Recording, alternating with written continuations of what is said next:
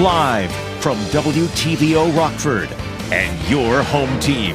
Eyewitness News at 5 starts now. The Dixon school shooter finds out how long he'll spend behind bars. This comes after he apologizes to those involved. An Illinois task force focused on fighting crime meets for the first time.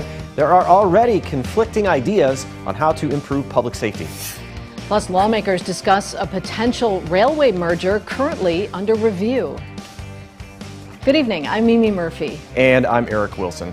The man who opened fire inside Dixon High School will spend the next few decades in prison. Matthew Milby was punished today for the attack 4 years ago. Milby was 19 when he started shooting outside graduation practice at the school. He shot at school resource officer Mark Dallas.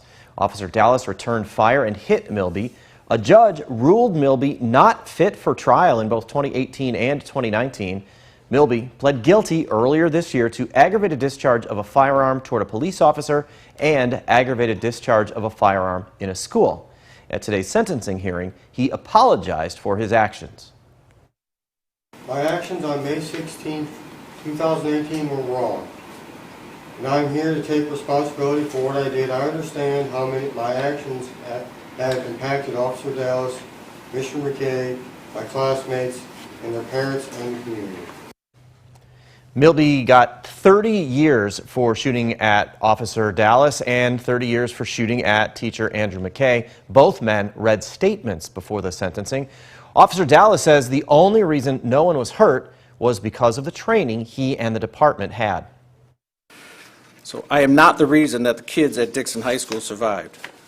The students at Dixon High School survived because long before the shooting occurred, our community possessed the wisdom and the collective will to do something about it. Our police department had grown weary of the countless massacres unfolding throughout our country. So we developed a strong school resource officer program.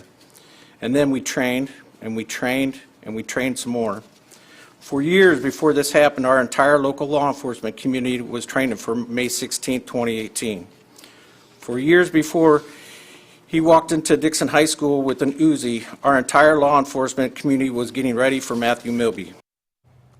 Milby's sentences will be served at the same time, and he only has to serve 85%. That means he'll spend about 25 years in prison. Rockford Police need your help finding a suspect wanted in connection to an armed robbery.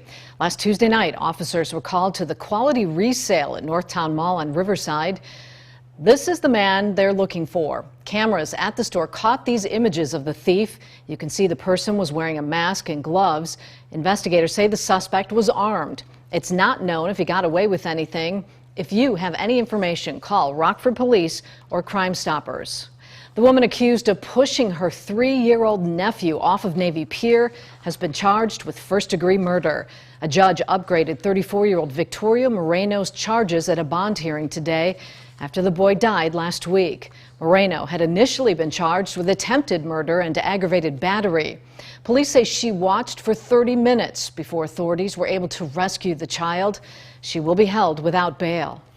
A statewide Illinois Crime Reduction Taskforce meets for the first time. It starts the groundwork for future policy in Springfield. Eyewitness News is keeping you connected to the Capitol. The task force is made up of law enforcement, community stakeholders, and lawmakers from both sides of the aisle. Participants have drastically different approaches to reducing crime. In recent years, Democrats have focused more on funding social services and other infrastructure to keep people from ever turning to crime in the first place. While law enforcement agrees that is necessary, they say Illinois needs to bring back tough-on-crime policies from decades ago.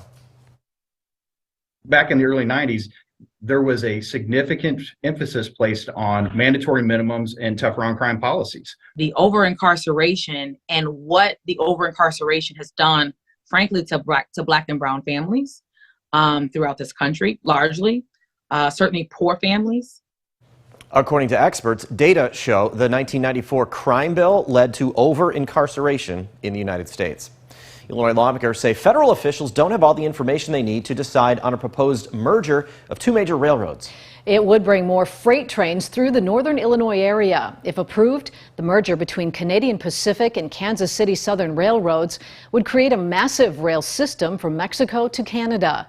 State lawmakers are calling for a more thorough impact assessment. They argue the merger would cause traffic backups and delay first responders. We're not calling for a delay indefinitely or anything of that nature, but so far the environmental impact statement has raised more questions than it's answered. What we want to see is a statement which really gets into the Chicagoland area and measures the impact on lives in this area. We have to be more honest about this merger. We have to be honest about its impact on our communities. We have to be honest about the number of trains that are traveling along the Milwaukee District West Line. We have to be honest about the impact on Metra, and of course, honest about the impact on public safety. A final decision by the Federal Surface Transportation Board is expected early next year. Rockford Public Schools District 205 is in need of a new board member. Cameron Muhammad stepped down last week. Muhammad held the seat since April 2021. She won that election against Ken Scrivano by just 9 votes. Muhammad represented Subdistrict C. That's the northwest part of town around West Riverside and North Rockton Avenue. The school board's taking applications to replace Muhammad until the next school board election. That's in April 2023. Those applications are due by October 12th. Interviews will take place a week later, and appointments will then be made October 25th. A local nonprofit uses breakfast to help bring in donors and share its mission with the community. YMCA of Rock River Valley held its event at the Radisson on Bell School Road. Current and future donors got the chance to learn more about the impact of the Y's programs. Today, youth programming was highlighted. Y administrators say the pandemic has had a lasting effect on their students. They also say those youth programs help shape the community. I want people to know that the Y makes transformational changes in people's lives, and today in particular we talked about youth programming. So I want people to know that the youth in our programs graduate from high school because of the programs. They come away college and career ready. They start to develop aspirations and goals and find the support of an adult person who will help them achieve those goals. The breakfast also kicks off Double Your Impact Week. All this week, donations will be matched dollar for dollar up to $50,000. Switching from breakfast to lunch, an all-American hot dog drive-through lunch took place in Belvidere. Donations helped local veterans take a special trip to Washington, D.C. Symphony Maplecrest held the event this afternoon. The drive-through luncheon was free, but people were encouraged to give what they could. All the proceeds go to Vets Roll to send former military members and Rosie the Riveters to the nation's capital. Support Vets Roll is important to support the veterans for what they've given to us, what they've given to our country, what they've done for all of us throughout their lives and their service. So we've got to remember that and never forget. Organizers say they were hoping to raise enough to send at least one veteran to Washington. That costs between $600 and $700. Now, your first warned weather forecast from Chief Meteorologist Candace King. Another beautiful afternoon as temperatures today made it above that 70-degree mark once again. Lots of sunshine, just a few higher level clouds working in this evening. A live look with our SkyTrack camera out of the Poplar Grove Airport. We'll continue to see that cloud cover kind of thicken up over the next several hours through tonight and during the day tomorrow. But with that sunshine and continued dry air, we are back into the 70s. We dropped down to 38 degrees this morning, made it up to 74 today, so quite the range in temperatures from morning to afternoon. 72 right now in Rockford, 73 in Rochelle, Dixon, 71 our current temperature in the Pretzel City. Winds for the most part are light, and our wind will actually go calm once again tonight as high pressure continues to remain kind of in control across the Great Lakes. That could lead to some areas of fog, just like we've had here these last several nights.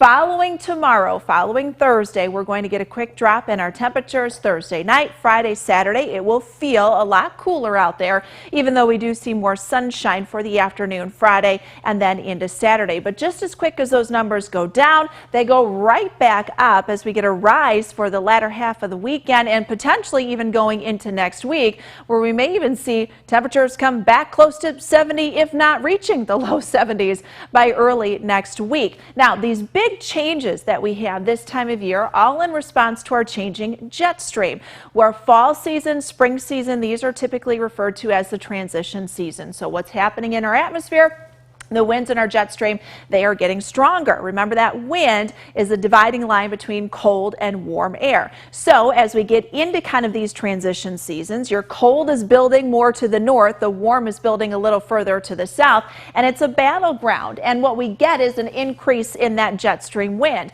When we get an increase in the jet stream wind, we get these stronger storm systems. When you get a stronger storm system, you're able to pull down that cold air, but you're also able to bring up that warm air. And sometimes those swings can be pretty significant, especially late September through the month of October. As we settle a little further into this month, getting into November, December, those swings in temperatures become less and less, of course, as we get further into the winter season and then transitioning into summer as well. So that low pressure system, in response to our strengthening jet stream out here across the northern plains, you've got that counterclockwise spin. Rain showers, there's not a lot of moisture. We've got this big bubble of high pressure that's really blocking a lot of Gulf moisture down to the south. So what we see with that is pretty much what we're going to get. This is not going to be a big rainmaker for us going Wednesday into Thursday. So let's time that out here with Futurecast. Temperatures tonight back down into the low 40s. A little more cloud cover tonight. Winds will be turning from the south. Even though our wind is light tonight,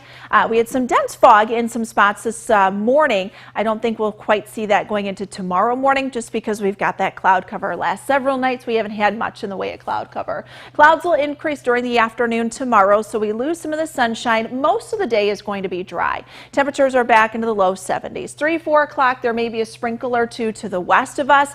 Chance for a few lighter showers will increase late Wednesday evening. This is closer to midnight going into early Thursday. Thursday morning we are dry. Notice we hold on to the wind Thursday morning. Cold front then comes in just before noon. We've got some showers that'll work in behind that. So Thursday afternoon, early Thursday evening, likely going to see some light rain showers. Nothing more really than 1/10 of an inch coming down. 65 on Thursday, dropping down to 38. A little windy there for Friday, 52. Still looking at some widespread frost Friday night, guys, into Saturday morning. And there you go. We've got the 60s returning by early next week. Now sports with sports director Scott Leber. Now that we know Tony La Russa won't be managing the White Sox next year, who will be the manager? Rick Hahn says he wants someone who has fresh ideas about how to get the most out of the roster. I think we're going to use this opportunity to get different perspectives.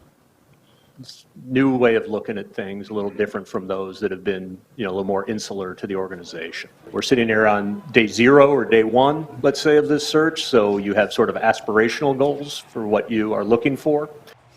My choices, the next manager would be Sandy Alomar Jr. I'd hire him as fast as I could once this season ends. Alomar Jr. has been a coach with the Indians, now Guardians, for years, a winning organization that does things the right way. Alomar Jr. is well liked by everyone. He knows baseball, having grown up the son of a major leaguer and having played in the major leagues, and having been a catcher, he knows pitching. Alomar Jr. also spent some time playing for the White Sox, so he knows the Sox organization and Chicago. Make this move, Rick Hahn, and hire Sandy Alomar Jr. Well, as bad as the Bears' passing game has been so far, you look for any sign of hope, right, and improvement. Well, Darnell Mooney, hauling in 4 Justin Fields passes for 94 yards last Sunday against the Giants, qualifies as improvement. Mooney was encouraged, but he knows he still needs to be more productive. I wasn't satisfied. We didn't get the win. I didn't get to do. I was somewhat of a playmaker to, get us some, spark plays or whatnot, but I didn't do enough to get the win, so I didn't get in the end zone. Well, the Packers are still trying to get their rookie receivers up to speed. Romeo Doubs could have had a touchdown catch on this play last Sunday, but he couldn't finish the process of the catch in the end zone. Matt LaFleur says they just have to stay patient with Doubs. What I love about Rome is he didn't get down from it. And, handling adversity is a big part of this, of being the best player you can be. And, I thought he did a nice job rebounding from the fumble early in the game as well. And I told him right after that, I said, hey, you got to secure that football better, but we're going to come right back to you. So shake it off. And I think he did that. Candace will have a final look at weather in a moment. First, Leland Vittert has your News Nation preview. NYU fires a college professor because his chemistry class was too hard. What could go wrong with this? Plus, California's governor says a new law will protect rappers. how it might make the state's crime problem worse. That's On Balance. Here's Dan. Thanks, Leland. Tonight on Dan Abrams Live on News Nation. Democratic Representative Cori Bush pushed this morning on still supporting the defund the police movement. She claims it's just the word defund that's the problem, but is it really just the word or what she and others still want to do? That's tonight on Dan Abrams Live. Catch News Nation on any of the channels you see here or newsnation.com. Things are nice and dry for us here tonight. The first warning interactive radar brought to us by Rockford Auto Glass and More. You got a couple of light showers there off to the west, tied into an area of low pressure that'll pass through late tomorrow evening. Cloud cover does thicken up during the day tomorrow, so take in the sunshine while we still have it here this evening. Temperatures will drop down into the low 40s. We'll make it back into the low 70s tomorrow afternoon. Winds pick up briefly during the day on Thursday. Cold front comes through. You've got some rain showers that'll be with us during the afternoon. Overall, looking at about 1/10 of an inch, so not a lot coming in. A little windy there Thursday into Friday. Widespread frost likely Friday into Saturday. Brief drop in the temperatures and then warming by next week. All right. Thanks, Candace. And thank you for spending some time with us. Stay safe.